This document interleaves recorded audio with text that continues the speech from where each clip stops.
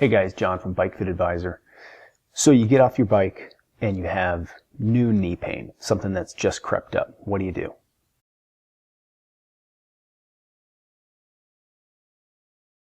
There's a few things that are important to do, but most of the list is going to be about what you don't do. So let's get into some of the basics. Most people think when they get knee pain, a lot of times it is going to be like a tendonitis, or there's going to be, basically the tendon is going to be affected. One of the tendons, whether it's quadricep tendon, patellar tendon, maybe one of the hamstring tendons. One of the first things people jump to is to ice it.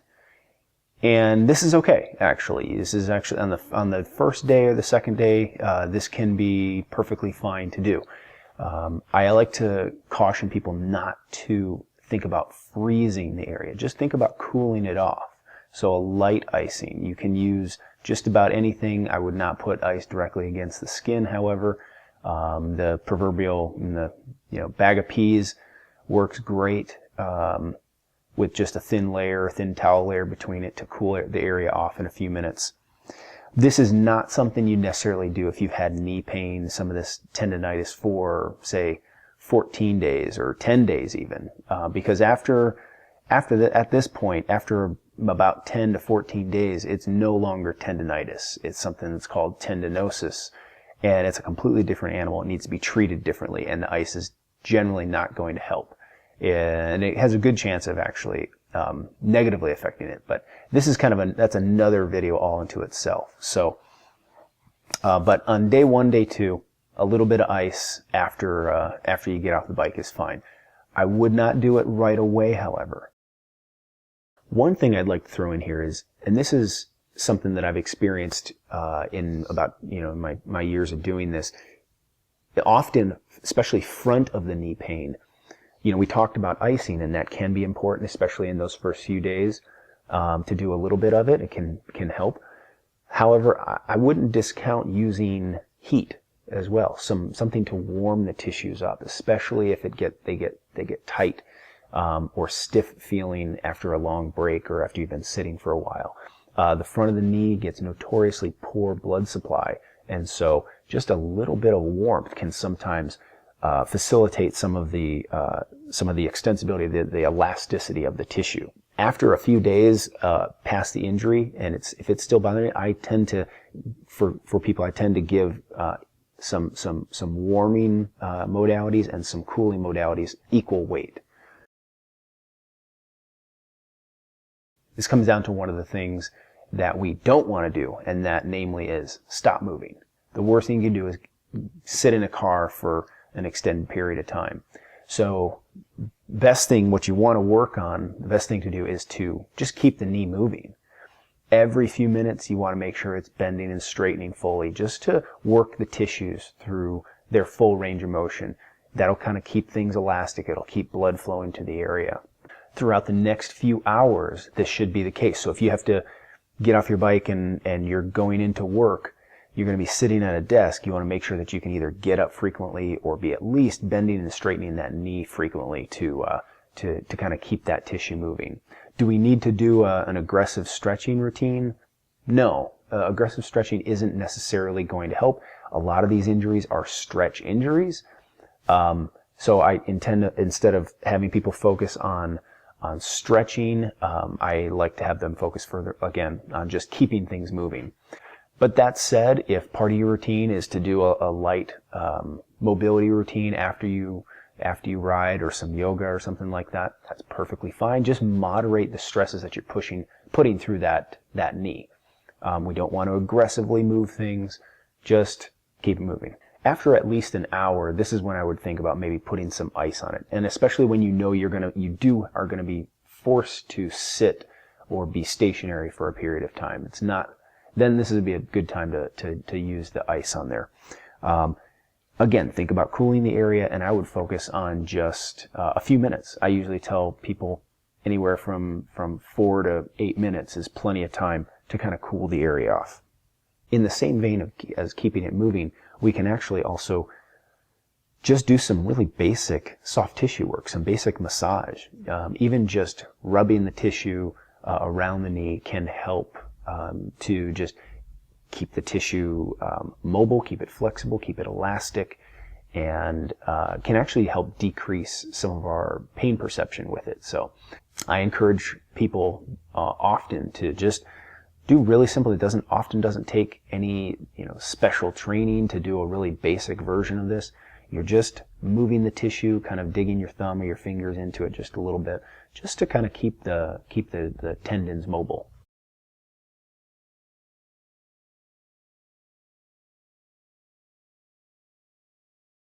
This is a tricky one. So anti-inflammatories like ibuprofen or naproxen, things like that.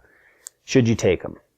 I'm not a doctor. I don't prescribe medications, pills, anything like that.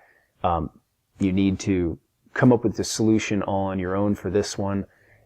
In my experience and what I have, some of the experience I've had and some of the emerging research too is showing that there's a decent chance that a lot of these anti-inflammatories actually don't help with the healing process of that tendon, that soft tissue, and they may actually hinder its healing. So you really want to weigh whether you are going to take an anti-inflammatory. I tend to avoid them personally, but that's just me. So if you do get this knee pain, should you take, just stop cycling, just take days off? And maybe, if you had already scheduled a rest day for the next day, that's one thing. And if you really have injured, if it really is sore and swollen and painful, a day or two taking a break is not a terrible idea. However, these things, if you've been struggling with this for a while, especially, these things do not heal well in a vacuum. They don't heal well with rest, generally. Complete rest is often the last thing you want to do. You want to, again, keep things moving, maybe avoid really strenuous work, but to continue to do some work on the bike. If you can't tolerate any work on the bike, it's better to find some activity you can do that to kind of keep things moving. That might be, maybe you do rowing. I've had cyclists that their knee, it bothers them when they bike, but they can actually go for a run and it's perfectly fine. It's a cycling specific injury. Hiking, rowing, skiing, just about you can do just about anything to kind of keep things going. Even I've had many clients with good success do some resistance training on the upper body even, and it can help to kind of keep things healing, keep that healing process going.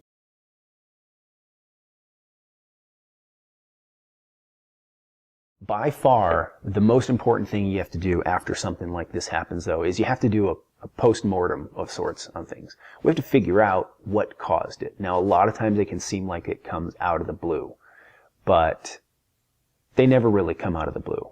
There's always something. These things, it's not magic. This doesn't just happen just because. There are always reasons, and they might be obscure reasons, they might be small reasons, but reasons nonetheless, and we need to figure that out. There's a lot of different ways it can happen on the bike. You can actually have a traumatic injury, like I've had clients, mountain bikers especially, that they are dismounting their bike quickly and they slip and hit their knee, the front of their knee, on their stem, something like that. And this will cause, or this can cause, what's called a traumatic tendonitis or traumatic bursitis, where the actual impact just created an insult to the tissue, and then just continually riding just never let it heal. So more common though, it usually comes down to there's an increase in mileage, there's an increase in intensity like with climbing, or there's a change to the rider's position, maybe new parts on the bike, something like that.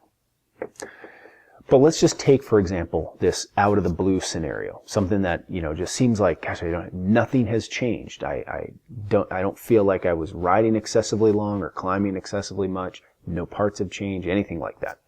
And with these, it's rarely one large thing. Otherwise, we would probably notice it. It's usually 2, 3, 4, and 5 very small things that just add up together. Okay, so I had a client go for a bike ride. It was only 30 minutes longer than what they were used to doing during the week. This is like a Saturday bike ride. only 30 minutes longer. They did a climb in this ride that they do frequently during the week. But a couple of things. So they had the whole ride was 30 minutes longer. They did the climb, but they did the climb towards the end of the ride. And then the third factor was they did the ride, and that particular day was about 10 to 15 degrees warmer than it had been. And so here's what happened.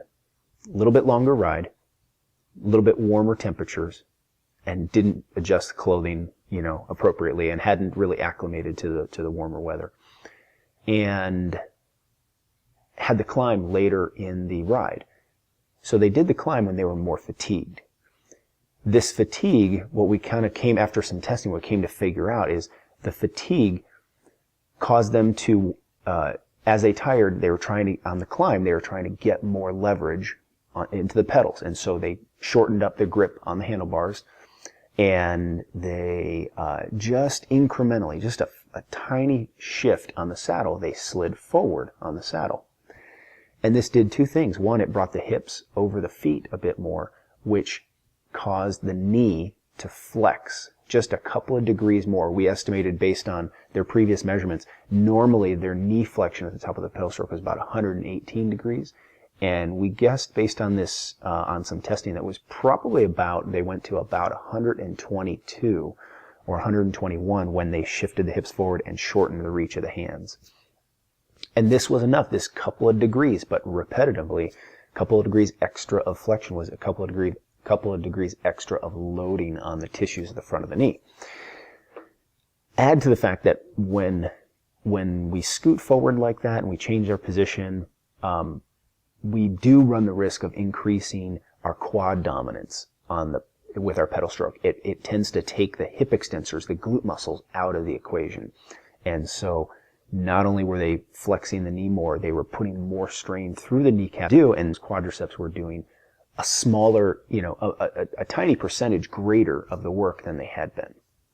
So in this scenario, it's actually, it might not seem like there's a big glaring cause, but once we went through some of the history on things, we figured it out.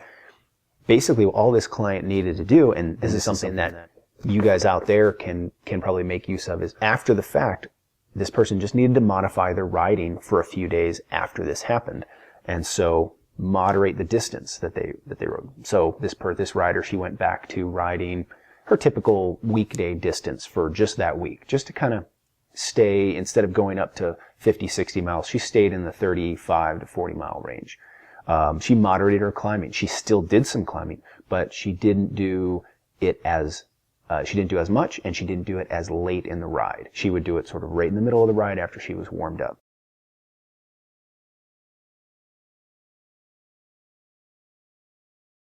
So again, to sum up, first few days, a little bit of cooling, and then, don't discount using maybe some warmth or some heat. Keep the tissue moving, a little bit of light stretching, some light massage. The biggest thing though is to modify your riding after the fact, to moderate the distance, moderate the intensity, and finally, really spend some time to try and find that root cause. Figure out what 2 or 3 little things might have conspired to create this issue. I've had clients where their seat posts slipped just slightly, or again, if you have changed a part, you've changed to try a different saddle. Well, saddles have different stack heights. We have saddles, we have a stack height like this. This is fairly dramatic, but a stack height like that, and those are going to produce very different seat heights, so we want to make sure we adjust for that. Really just be consistent and give your body a little bit of time without taking time off completely. We have to stay moving. So hopefully this was useful to you guys. If this is something that you like, let me know in the comments, because I can do some more of these. There's definitely other issues that come up, and I've gotten a number of questions about. So that's it for now. Thanks for watching, and we'll catch you next time.